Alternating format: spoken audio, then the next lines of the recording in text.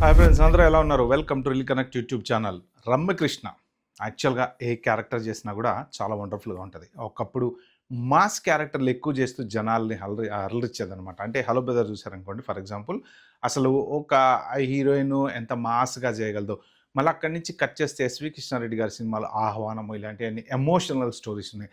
దాంట్లో కూడా సూపర్. అంటే ఒక కామెడీ క్యారెక్టర్ కానీ, ఎమోషనల్ క్యారెక్టర్ కానీ, సో ఒక ఇంటి ఇల్లాల టైప్ క్యారెక్టర్ కానీ అన్ని క్యారెక్టర్లను కూడా పర్ఫెక్ట్గా చేయగలదనమాట. అంటే మొదట్లో హీరోయిన్ క్యారెక్టర్స్లో ఈ నాగార్జున తోటి చేసినటువంటి కొన్ని వాటిలలో కొన్ని డిఫరెంట్ మాస్ ఎలివేషన్స్ ఉన్నాయి.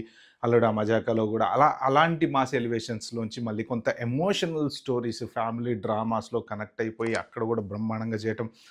ఎక్కడి నుంచి కట్ చేస్తే వండర్ఫుల్ అంటే వన్ ఆఫ్ ద హిస్టరీ ఏంటంటే నీలాంబరి క్యారెక్టర్. இது கம்மி கொஞ்சம் ஜாஸ்தி ஆச்சுன்னு இந்த நீலாம்பரி முன்னாலே இந்த படையப்ப மரியாதையை எடுத்துட்டாங்க கம்ப்ளீட்.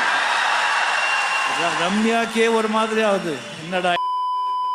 సో రజనీకాంత్ పక్కన నీలాంబర్ క్యారెక్టర్ అసలు రమ్యకృష్ణ లైఫ్లో గుర్తుపెట్టుకునేటువంటి క్యారెక్టర్ అనమాట. నిజంగా అసలు రజనీకాంత్కి పోటీగా అసలు ఇంత పోటీగా అంటే అప్పట్లో రూమర్స్ కూడా చాలా వచ్చాయి. చాలామంది బెదిరించేశారు రమ్యకృష్ణని. అది కూడా ఎంత మటుకు నిజమో తెలియదు కానీ అలా రూమర్స్ కూడా వచ్చాయి. మా హీరోకే నువ్వు ఎగనెస్ట్గా చేస్తావని. అసలు పోటీగా అనమాట. అంత పవర్ఫుల్ క్యారెక్టర్ చేయడం అంటే చాలా కష్టం. దాని తర్వాత ఇక బాహుబలిలో ఇంకా రమ్యకృష్ణ మామూలు కాదు, జీవిచ్చేసిందనమాట. సో నా మాటే శాసనం ఆ ఒక్క డైలాగ్ తోటి పండించేసింది. ఎందుకంటే ఆ పర్టిక్యులర్ క్యారెక్టర్కి ఎవరు అని అప్పట్లో చాలా పెద్ద డిస్కషన్ కూడా నచ్చింది. శ్రీదేవిని అడిగారు, శ్రీదేవి ఒప్పుకోలేదు.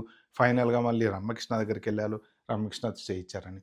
సో ఇప్పుడు ఇంత పవర్ఫుల్ లేడీ, ఇన్ని పవర్ఫుల్ క్యారెక్టర్ చేస్తున్నటువంటి లేడీ రాకా సినిమాలో యాక్ట్ చేయబోతుంది. మన అల్లు అర్జున్ సినిమాలో ఒక మంచి పవర్ఫుల్ క్యారెక్టర్లో రమ్యకృష్ణ రాబోతుంది అనేటువంటి న్యూస్ మాత్రం విపరీతంగా చక్కర్లు అయితే కొడుతున్నాయి అనమాట. మరి ఈ క్యారెక్టర్ అంటే రాకా సినిమా స్టోరీ చూస్తేనేమో డిఫరెంట్గా చెప్తున్నారు. ఆయన రకరకాల వేషాలు ఉంటాయి. పగలొక వేషం, రాత్రి ఒక వేషం, జంతువు వేషం, మనిషి వేషం, డబుల్ యాక్షన్ ఉండొచ్చు, త్రిబుల్ యాక్షన్ ఉండొచ్చు, సైంటిఫిక్లకు సంబంధించిన సినిమా అది అంటారు, సైఫై సినిమాలని కొంతమంది అంటారు, రకరకాలుగా చెప్తూ ఉంటారు. మరి దాంట్లో రమ్యకృష్ణకి ఎటువంటి క్యారెక్టర్ ఉండొచ్చు అనేటువంటిది చూసుకుంటే కనుక ఖచ్చితంగా మేబీ హీరో మదర్ క్యారెక్టర్ అయి ఉండొచ్చు, లేకపోతే ఒక హీరోని ట్రైన్ చేసి ఏదన్నా ఒక పవర్ఫుల్గా తీర్చిదిద్దేటువంటి పర్సన్ లాగా ఉండేటువంటి క్యారెక్టర్స్ మీరు కొన్ని చూసుకుంటే మన చిరంజీవి సినిమాలో అడవి దొంగలో శారద చేస్తుంది పవర్ఫుల్ క్యారెక్టర్. ఏంటి అంటే చిరంజీవిని ట్రైన్ చేసి ఒక హీరోని చేస్తూ ఉంటుంది అన్నమాట. అలాగా చాలా సినిమాలలో శారద క్యారెక్టర్ ఉంటుంది.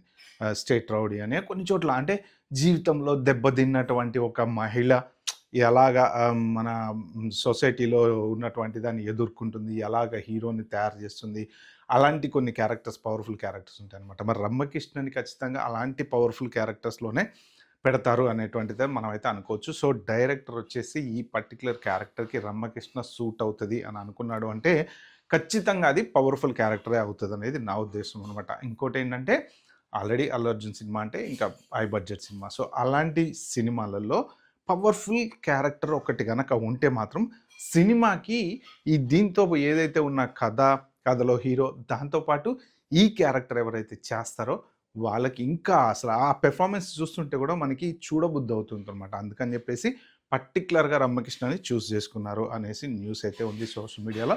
సో చూద్దాం మరి రాకా సినిమా షూటింగ్ ఎలా జరుగుతుంది, ఏంటి, ఎప్పుడు విడుదలవుతుంది తెలియదు కానీ మొత్తానికైతే రమ్యకృష్ణ ఒక పవర్ఫుల్ క్యారెక్టర్లో చేయబోతున్నారు. ఓకే, ఇలాంటి మంచి ఇంట్రెస్టింగ్ న్యూస్ నా ఛానల్లో మీరు చూడాలంటే ఏం చేయాలో తెలుసు కదా. సబ్స్క్రైబ్ చేసుకోండి, లైక్ చేయండి, నోటిఫికేషన్ ఆన్ చేసి పెట్టుకోండి. Bye, have good day.